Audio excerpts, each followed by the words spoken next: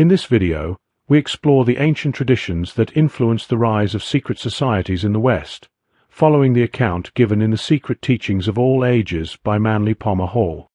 This topic will be explored in 3 separate videos. In this one, I will offer introduction into these ancient mysteries, and we will examine the first 2 traditions that I decided to include in this video, the Druids, or the Druidic mysteries, and Mithraic mysteries, also known as the cult of Mithras. I want to note that in my opinion, much of the writing in esoteric circles can be too speculative and unfounded, but this is probably true for all fields of human thought. In my search of wisdom, I realized that there are genuine thinkers in this field worth taking seriously, and I believe Hall is one of them. Personally, studying these esoteric teachings has deepened my understanding of religion and philosophy, especially in grasping religious language and symbolism. Religion is a symbolic language, and without understanding its symbols, it becomes meaningless. Manly P. Hall was a Freemason, which is why Freemasonry is sometimes mentioned throughout the text. It was through secret societies like these that many of these ancient teachings were preserved over time. Through the series of videos, we will follow the structure of Hall's book to explore them. Some Christians might claim that these societies and teachings are forms of devil worship. As a Christian myself, I believe this is nonsense. In fact, these teachings form the very foundation upon which Christianity was built. Only true seekers of wisdom can see through the superficiality that modern religion has become. This is why my own journey has led me back to these ancient traditions, into the bedrock of Western thought. When faced with a challenge requiring reason and clear thinking, individuals with developed intellect remain calm and approach the matter by seeking out relevant information. In contrast, those with an underdeveloped mind often find themselves confused and overwhelmed by the same challenge. The former may possess the ability to contemplate the course of their own existence, while the latter must be gently guided, taught in plain terms, and directed by others much like a shepherd leads a flock. These simpler minds rely heavily on guidance, and can grasp only the most basic teachings. The Apostle Paul once remarked that such individuals must be nourished with milk, while solid food belongs to those of fuller maturity. The absence of deep thought is characteristic of the childish mind, while reflection and contemplation mark the entrance into maturity. Yet, truly mature minds are rare in the world. For this reason, the religious and philosophical systems of antiquity were shaped to address 2 primary classes of intellect, those capable of understanding deeper meaning, and those unable to comprehend beyond the surface. To the few who could discern truth, the inner, spiritual teachings were revealed. To the greater number, the teachings were presented in outward form, literal, simplified, and clothed in allegory. In order to express profound principles of nature and unseen forces in a way that could be grasped by the general populace, these forces were given human traits and forms, appearing as the gods and goddesses of mythology. While the uninformed knelt before the images of Priapus and Pan, symbols of generative forces, the wise knew these idols merely represented universal principles cast into physical shape. In all the major cities of the ancient world, temples stood for the public to worship and make offerings. Alongside these institutions existed circles of mystics and philosophers who had delved deep into nature's secrets. These men and women often formed quiet, exclusive societies dedicated to higher learning and spiritual discipline. The most renowned of these groups were known collectively as the Mysteries. Many of the greatest thinkers of the ancient world took part in these secret rites, often undergoing strange and sometimes brutal ceremonies in order to gain access to the hidden knowledge. One scholar described the Mysteries as sacred plays enacted at regular times, with notable ones dedicated to deities such as Isis, Cybele, Sabazius, and the Eleusinian goddesses. Once admitted into the fold, the initiates were instructed in sacred truths passed down through generations. Plato himself was part of one such circle, and his decision to disclose some of its deeper ideas drew strong criticism. Every ancient culture had both an outward, state-endorsed religion for the masses and a parallel inner path reserved for those few able to pursue philosophical insight. While many of these ancient paths have disappeared without leaving behind their teachings, a small number have endured, and their symbolic language continues to be preserved. A large portion of modern Masonic ritual, for example, reflects the ancient ordeals that tested seekers before granting them access to higher wisdom. The impact of these ancient secret orders on intellectual history is more significant than most people understand. Through their influence on key minds of the past, their ideas shaped future generations. One historian, reflecting on this legacy, spoke highly of the contribution made by these mysteries to the growth of civilization. According to him, the advancements achieved by ancient peoples in the realms of learning, culture, and art owe much to these esoteric schools. Behind the veil of secrecy, they aim to convey the highest truths concerning morality, virtue, and spiritual life. Their mission was to affirm the existence of a single divine source, the soul's immortality, and the sacred value of human life, guiding people to recognize the reflection of the divine in the beauty and grandeur of the cosmos. As moral strength waned, a decline that has preceded the downfall of every civilization in recorded time, the ancient mysteries fell into corruption. Divine principles gave way to superstition and manipulation, and sacred rites were replaced by darker practices, such as the frenzied rituals of the Bacchanalia. Depravity took the place of discipline, for no order can rise above the character of its followers.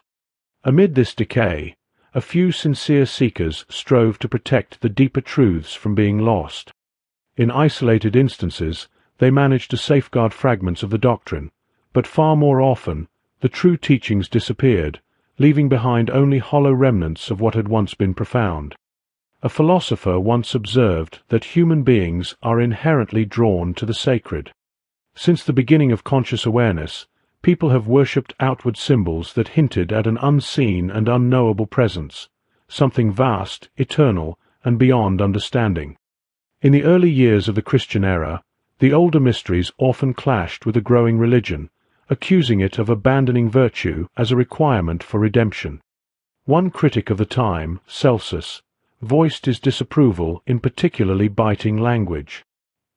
He noted that the heralds who invited seekers into the older initiatory rites would declare, "Let him come whose hands are clean, whose speech is wise."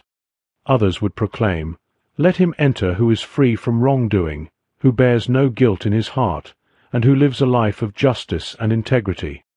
These announcements were made by those who offered liberation from spiritual ignorance. In contrast, Celsus remarked, the Christian call welcomed all who were burdened. "Let the sinner come, the unwise, the foolish, the broken." He questioned whether this appeal was not also an invitation to the dishonest, the criminal, the defiler of sacred things. What sort of herald, he asked, would summon a gathering of thieves and lawbreakers? Yet Celsus did not attack the genuine spirit of early Christian mysticism. His criticism was aimed at the distortions and corrupted versions of the faith already emerging in his time. The first followers of Christianity had drawn deeply from the ethical foundations of the ancient mystery schools. Their commitment to righteousness echoed the high standards of the older paths. When they gathered in secret beneath the streets of imperial Rome, it was often within the abandoned sanctuaries of Mithras, a cult whose influence can still be seen in many of the rituals and forms adopted by the institutional church that would later arise. The sages of old held the conviction that no person could live with clarity or purpose without first acquiring a basic understanding of nature and her governing principles. Obedience without comprehension was seen as hollow, and the purpose of the mysteries was to guide the individual in grasping how divine order functions within the material world. Despite appearances, the early initiatory cults did not truly venerate human-like gods, though their symbols might suggest otherwise. Their teachings were grounded more in ethics than in theology, in reflective inquiry rather than dogma. They urged individuals to sharpen their intellects, to endure hardship with dignity, to face threats with courage, to remain faithful when tested by vice, and above all, to regard a noble and honorable life as the highest offering to the divine, and the human body as a consecrated altar. Worship centered on the sun held a vital place in most of these early traditions, suggesting a likely link to the long-vanished Atlantean civilization, whose inhabitants revered the solar power. The sun was often envisioned as a radiant youth, adorned with flowing golden hair that echoed the sun's luminous beams. This solar figure, symbolizing virtue and illumination, was said to have been destroyed by malevolent forces, figures that represented the darker tendencies of the cosmos. Through sacred dramas and initiations meant to convey transformation and renewal, this radiant deity was restored to life and became the redeemer of humankind. His resurrection stood as a metaphor for the inner path by which the individual might rise above base instincts, conquer desire, and manifest a higher aspect of the self. The very purpose of the mysteries was to assist the soul, lost in a world clouded by vice and decay, in awakening the divine spark that lies dormant within. In essence, these teachings offered a route for the individual to reclaim a nobler condition of being. Throughout antiquity, most hidden brotherhoods merged spiritual insight with philosophical depth. Later, during the middle centuries of European history, the focus shifted, with many such groups leaning more heavily toward religious devotion and political influence, though some centers of wisdom persisted. In the present age, particularly in the West, these organizations tend to serve social or political ends, yet traces of the ancient spiritual and intellectual traditions continue to be found in select orders, such as in the enduring rites of Masonry. A full exploration of these secret movements is beyond reach here, for they were many in number and scattered widely across both the Eastern and Western spheres. Some, like the followers of Pythagoras and the adherents of Hermeticism, clearly bear marks of Eastern thought, while others, such as the Rosicrucians, claim to have drawn their teachings from the mystics of Arabia. Though commonly associated with advanced civilizations, evidence points to the existence of these traditions even among the earliest human tribes.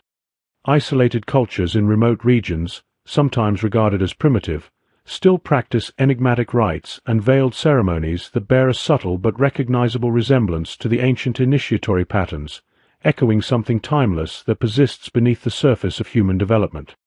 Long ago, the early people of Britain restructured and revitalized their ancestral institutions. The spiritual guide of the community had once held the simple title of Gwade, signifying an instructor or sage. However, a shift occurred that led to a distinction within this role, creating a division between a higher spiritual leader and a secondary figure with more limited influence.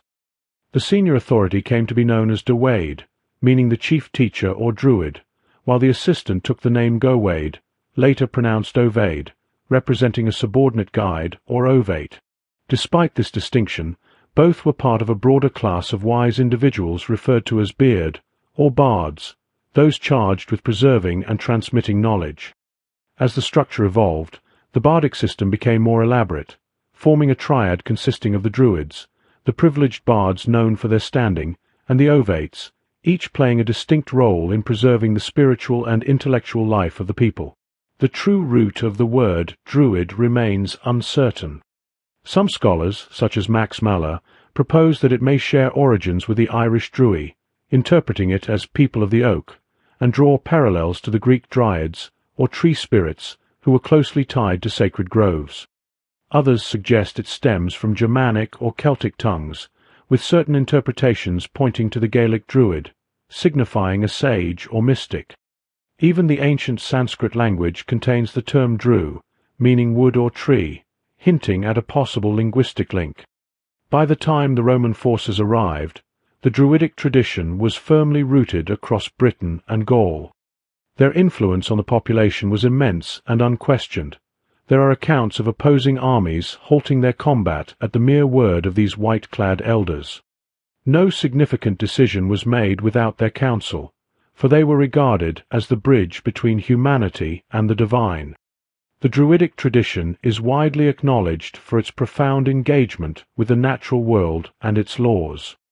As noted by authoritative sources, their intellectual pursuits included the study of geography, natural philosophy, celestial patterns, and theological principles derived from nature itself. Their medical knowledge was particularly notable, especially regarding the properties of plants and natural remedies. Excavations in parts of Britain have even unearthed rudimentary surgical tools, suggesting a hands-on practice of healing. Ancient writings indicate that those engaged in healing were expected to maintain gardens for cultivating essential medicinal plants. The esoteric thinker Eliphas Levi once remarked that the Druids held dual roles as both priests and healers, employing forms of natural energy and crafting charms imbued with their personal force. Among the most valued materials in their practice were mistletoe and so-called serpent's eggs, both believed to attract subtle, invisible energies. Mistletoe, in particular, was revered for its mystical properties, enhanced by the ritualistic manner in which it was harvested. Levi believed that future discoveries in magnetism might eventually reveal why mistletoe held such a prominent place in ancient healing. He speculated that growths like fungi, galls, and parasitic plants possess hidden virtues, capable of absorbing and storing the vital essence of nature. When medicine evolves to rediscover these truths, it will not be innovation, but a return to ancient insight. Mistletoe's sacredness was due not only to its supposed universal healing power, but also to its unique growth on the oak, an emblem of the highest divinity in Druidic reverence. Any plant emerging from such a tree was seen as divinely blessed. During select moments, determined by celestial alignments, the high priest would ascend the oak and cut the mistletoe with a specially sanctified golden blade. Care was taken to let the plant fall only into pure white cloths, for contact with the earth was thought to taint its spiritual potency.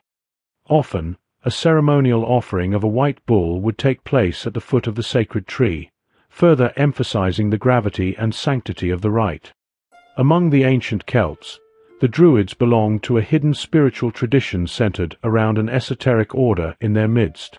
This secret institution bore striking similarities to the mystery schools of other civilizations, such as the Eleusinian and Bacchic rites of Greece or the ceremonial worship of Isis and Osiris in Egypt. It is often referred to as the Druidic mysteries. There has long been debate about the hidden knowledge the Druids were believed to possess. Their teachings were never committed to writing, but were instead passed down orally, transmitted carefully, and only to initiates deemed ready through rigorous preparation.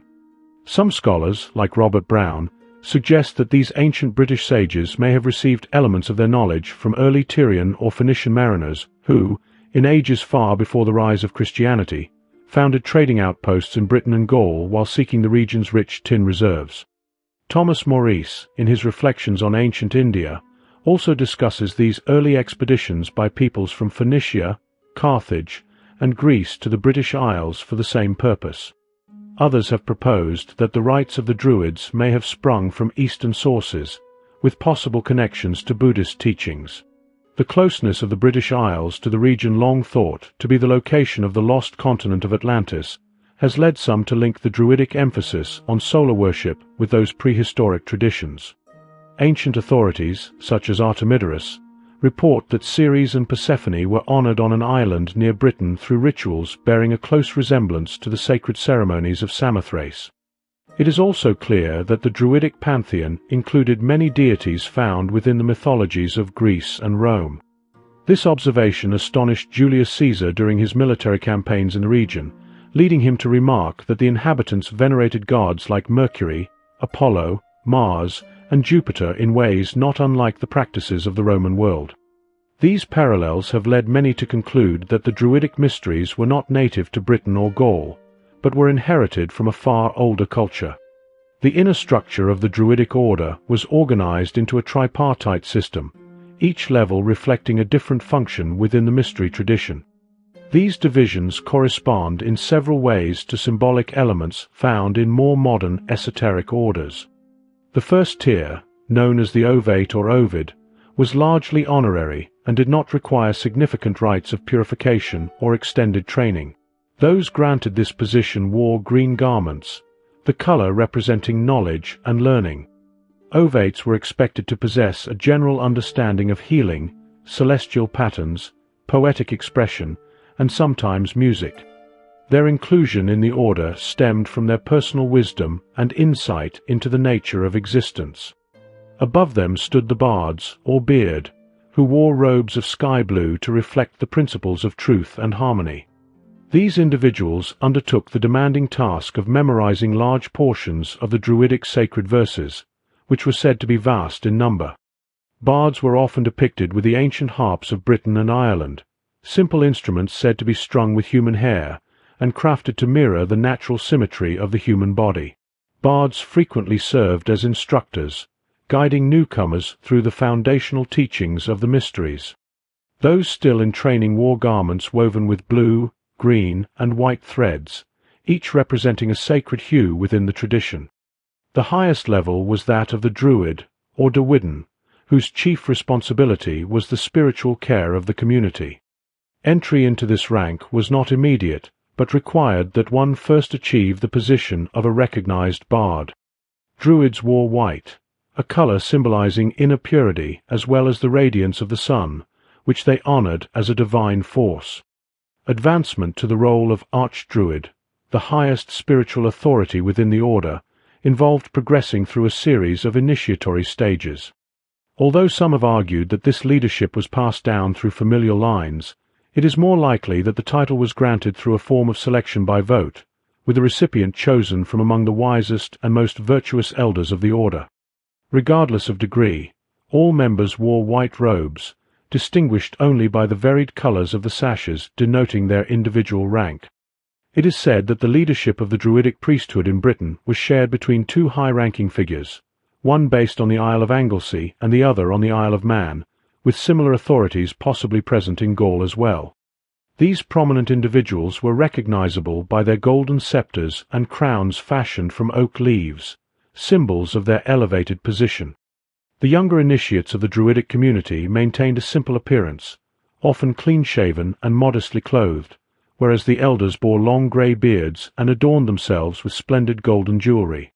The educational institutions overseen by the British Druids were held in higher regard than those on the mainland, leading many Gallic youths to journey to Britain for their philosophical education. Eliphas Levi noted that the Druids led lives marked by discipline and restraint, dedicating themselves to the study of natural phenomena, maintaining strict secrecy, and accepting new initiates only after prolonged periods of testing. Many among them lived in structures reminiscent of later monastic dwellings, forming close-knit communities much like ascetics in the East. While they were not explicitly forbidden from marrying, few chose to do so. Numerous Druids withdrew entirely from society, dwelling alone in caves, crude stone huts, or modest shelters deep in the forests. These secluded priests focused on prayer and contemplation, only emerging to perform sacred functions. James Freeman Clarke, reflecting on Druidic spirituality, described their cosmology as consisting of 3 realms and a belief in transmigration among them. They envisioned an upper world of joy, a lower world of suffering, and this present world as a space of moral testing. They taught that in this earthly life, good and evil were perfectly balanced, granting each person full freedom to choose between them. The Welsh triads affirm that the purpose of passing through these worlds is threefold: to gather all qualities of existence into the soul, to gain knowledge of all things, and to attain the strength to overcome evil. They also held that there are 3 branches of true knowledge: understanding the essence of each thing, the cause behind it, and its effects. According to their teaching, darkness, falsehood, and death are in constant decline, while light, life, and truth are ever increasing. As with many ancient mystery traditions, Druidic instruction was split between outer teachings and inner revelations. The general population was given a simple moral framework to follow, while the deeper truths were reserved for the initiated priests. Candidates seeking entry into the Druidic circle had to come from respectable backgrounds and demonstrate strong ethical character. Before being entrusted with sacred knowledge, initiates were tested through various trials to assess their resolve. The teachings given to the people included doctrines of the soul's immortality and its passage through various forms. They held beliefs in both transmigration and rebirth. Debts and obligations were sometimes deferred across lifetimes, with repayment expected in the future. A form of purgatory was envisioned, where souls were cleansed of wrongdoing before entering divine unity and joy. It was held that all souls would eventually be redeemed, though some would need to experience multiple lives to gain mastery over the darker elements of their nature. Candidates receiving esoteric teachings took oaths of silence. These secret lessons were taught in secluded woodland groves or in the shadowy depths of caves, places far removed from the outside world. Here, initiates were instructed in the origin of the cosmos, the nature of divine beings, the principles of natural law, the healing power of mystical medicine, the movement of the stars, and the arcane practices of the magical arts. The Druids observed numerous sacred times, with special reverence given to phases of the moon, particularly the new and full moons, and a specific day within the moon's cycle. It is believed that initiations took place only during the solstices and equinoxes, while the rebirth of the solar deity was celebrated at dawn during the height of winter. Some accounts suggest that the hidden wisdom of the Druids bore strong traces of Pythagorean influence. Among their sacred figures was a Virgin Mother holding an infant, a symbol central to their mystery traditions. Their solar deity was said to rise again at a time of year that parallels the modern Christian celebration of resurrection. Symbols such as the serpent and the cross held deep spiritual meaning for the Druids. They crafted the latter by stripping an oak tree of its limbs and attaching one to its trunk in the shape of a T. This wooden cross came to represent their highest divinity. Celestial bodies were also revered, with the sun, stars, and particularly the moon receiving special attention. Julius Caesar noted that Mercury held a prominent place in Gallic religion. The Druids are thought to have honored this god in the form of a cubic stone. In addition to their worship of deities, they showed deep reverence for elemental spirits of nature, beings tied to forests and waterways, such as fairies, gnomes, and undines, offering gifts to these subtle forces of the earth. Charles Heckathorn, in his exploration of ancient secret societies, wrote that Druidic temples, where sacred flames were kept, were commonly found on high ground or within thick oak groves. These sanctuaries took on a variety of symbolic shapes. Circles represented the wholeness of the universe. Ovals alluded to the cosmic egg from which life emerged, according to various traditions. Serpentine designs honored the sacred serpent of Hu, the Druidic solar deity. Crosses signified spiritual renewal, and winged structures expressed the dynamic nature of the divine essence. The central divine pair of their theology consisted of a male and a female force, Hu and Ceridwen, who paralleled god-goddess pairs found throughout ancient mythologies such as Osiris and Isis or Bacchus and Ceres, embodying the generative principles of existence. Godfrey Higgins maintained that Hu, a legendary founder of British civilization, originated from a distant region referred to in Welsh tradition as the Summer Country, corresponding with the area now known as Constantinople. Albert Pike claimed that the elusive word sought by Masons lay hidden within Hu's name. Though little survives of their secret rites, what remains indicates clear parallels between the Druidic initiations and the mystery traditions of Egypt and Greece. Hu, the solar divinity, was symbolically slain and, following trials and ceremonial acts, brought back to life. Druidic teachings were arranged in 3 distinct levels, and only a few initiates ever advanced through all of them. One of the symbolic trials involved being enclosed within a coffin, a ritual reenactment of the sun god's death. The most perilous test was a journey alone across open water in a small boat, a trial during which many aspirants perished. Taliesin, a figure steeped in Druidic lore, recounted this rite in Faber's writings on ancient religions.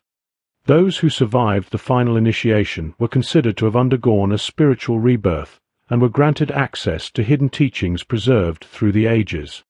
From this enlightened group, many leaders in both the religious and political life of ancient Britain were drawn. When the Persian mystery tradition made its way into the southern regions of Europe, it was readily absorbed by the Roman spirit. This sacred cult quickly gained momentum, particularly within the ranks of the Roman military, and was carried by soldiers into many corners of the continent during Rome's extensive campaigns. The influence of the Mithraic mysteries grew so pronounced that even an emperor of Rome is said to have undergone initiation into the order, which held its secret ceremonies in subterranean chambers beneath the city. C. W. King, in his study of ancient esoteric traditions, notes the widespread presence of Mithraic imagery carved into rock faces and stone tablets across the former western territories of the Roman Empire. Remnants of these sacred emblems can still be found in various regions, including France, Germany, and along ancient defensive lines in Britain, such as the route of the Pict Wall, and in places like Bath. According to Alexander Wilder's writings on the philosophy of the Zoroastrians, the name Mithras is derived from the Zend word for the sun, where this deity was believed to reside. Though not a fusion of both sexes in a single form, Mithras had both masculine and feminine dimensions. In his masculine expression, Mithras is the majestic solar sovereign, radiant and supreme among the celestial spirits known as Yazotas. His feminine counterpart, referred to as Mithra, symbolizes the passive principle, reflecting nature's terrestrial side, made fertile and vital only through the embrace of solar brilliance. The rites of Mithras, though more focused, represent a continuation of the deeper teachings attributed to Zarathustra, the ancient Persian prophet of fire and cosmic order. Zoroastrian doctrine holds that two eternal forces have always existed. The first, known as Ahura Mazda or Ormuzd, is the embodiment of goodness and the source of all benevolent and luminous spirits. The other, Ahriman, was once also a being of light and beauty, but grew envious and defiant upon the creation of light, which revealed the presence of Ormuzd. Through this rebellion, Ahriman became the spirit of malevolence and brought forth a legion of harmful entities in opposition to the order established by Ormuzd. As Ormuzd fashioned the world, Ahriman infiltrated its denser forms, continually planting corruption where goodness had taken root. This dynamic persisted even as humanity came into being, with Ahriman embedding himself into the darker tendencies of the human character. Thus, within each individual, the forces of light and darkness are locked in constant contention. For an extended cycle, Ormuzd governed the higher spheres of existence, then guided humankind with wisdom and virtue.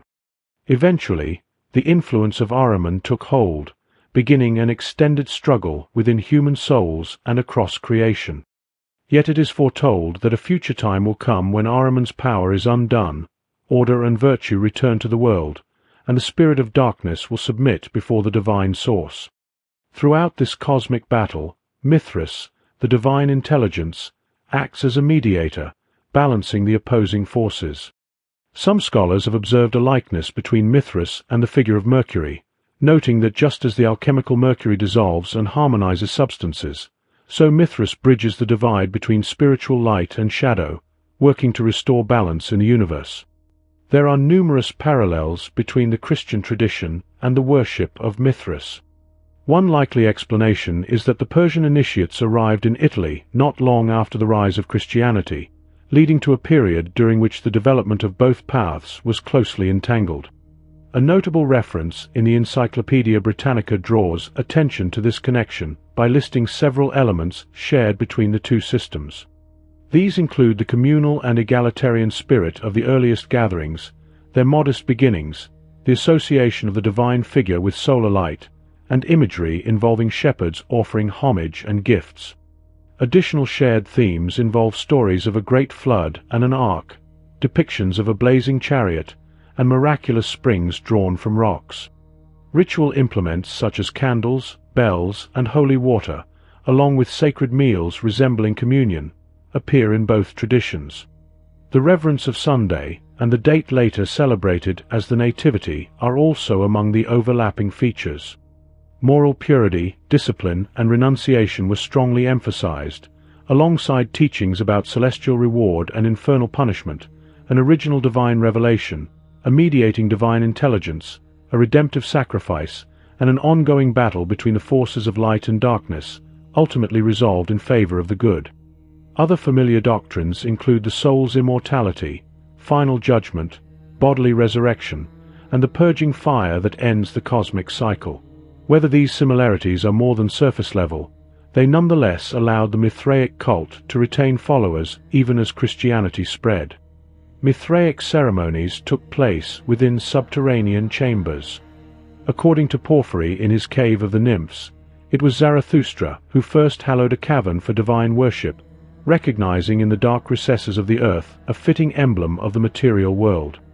John P. Lundy, writing in Monumental Christianity, describes the Mithraic cave as decorated with zodiacal signs, notably Cancer and Capricorn. These constellations represented key transitions, one marking the soul's entry into earthly life, the other its return to the celestial realms. The cave thus became a symbol of spiritual movement between the mortal plane and the divine. It has even been claimed that the so-called throne of St. Peter in Rome was originally part of a pagan mystery rite, possibly Mithraic in nature.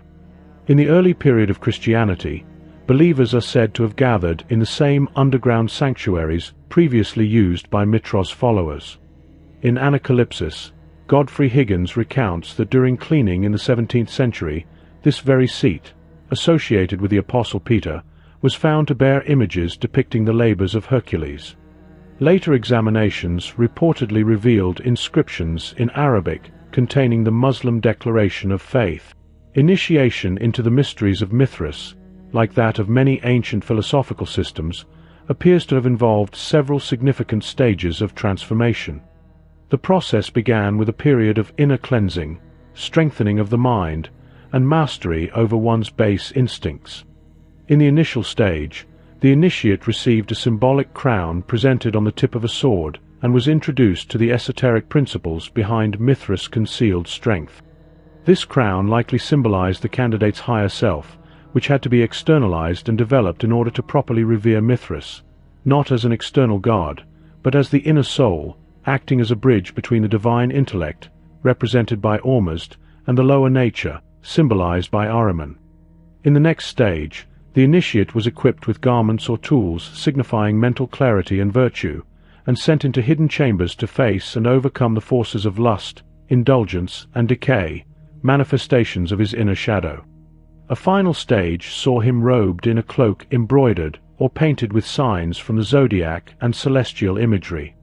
Upon completion of the rites, he was welcomed as one who had undergone a symbolic resurrection, received deeper esoteric instruction from the Persian tradition, and earned full standing in the order. Those who completed the full process were titled lions and bore a distinctive mark on their forehead resembling the Egyptian cross. Mithras himself is frequently shown with leonine features and pairs of wings, suggesting celestial authority and fiery nature. The rites continuously emphasized Mithras' birth as a solar figure, his offering of himself for humankind, his death to grant eternal life, and ultimately, his return and intercession for the salvation of the world before the throne of Ormuzd. Though the Mithraic tradition may not have reached the spiritual depth of Zarathustra's teachings, its influence across the Western world was considerable. At one point, its doctrines held sway across large parts of Europe. As Rome expanded, it transmitted Mithraic beliefs throughout its territories, and echoes of this tradition can be found in later cultural and spiritual institutions. Certain symbols in Masonic ritual, such as references to the lion and a grip associated with it, appear to carry traces of Mithraic origin. A 7-step ladder is also part of Mithraic initiation, which some, like Faber, believe to be a simplified version of a 7-tiered pyramid. This may be the root of the 7-runged ladder seen in Masonic symbolism. Women were excluded from participating in the Mithraic order, though young boys were admitted well before adulthood. This restriction may relate to esoteric teachings preserved within the Mithraic tradition and could explain similar practices in other secretive societies. As with many ancient mystical schools, the cult of Mithras used allegories drawn from solar movements, with Mithras emerging from a rock representing the sun rising above, or as ancient people thought, out of, the horizon at the spring equinox. Not all agreed that Mithras was a sun deity, however. John O'Neill, in The Night of the Gods, argues that the Avestan Mithra, guardian of light, is described as having countless eyes, ever alert and filled with wisdom. The highest god, Ahura Mazda, is sometimes portrayed as seeing through the sun, moon, and stars. O'Neill proposes that Mithra may have originally been a title for the supreme celestial deity, with the sun only serving as a visible symbol, rather than the primary object of worship. This idea, he suggests, may help explain symbols such as the all-seeing eye found in Freemasonry. It is important not to confuse the Persian Mitra with the Vedic Mitra, as they are distinct in nature and tradition. According to Alexander Wilder, the Mithraic system eventually replaced the Bacchic mysteries and laid the groundwork for Gnostic doctrines, which held considerable influence across Asia, Egypt, and even the distant western regions for many generations.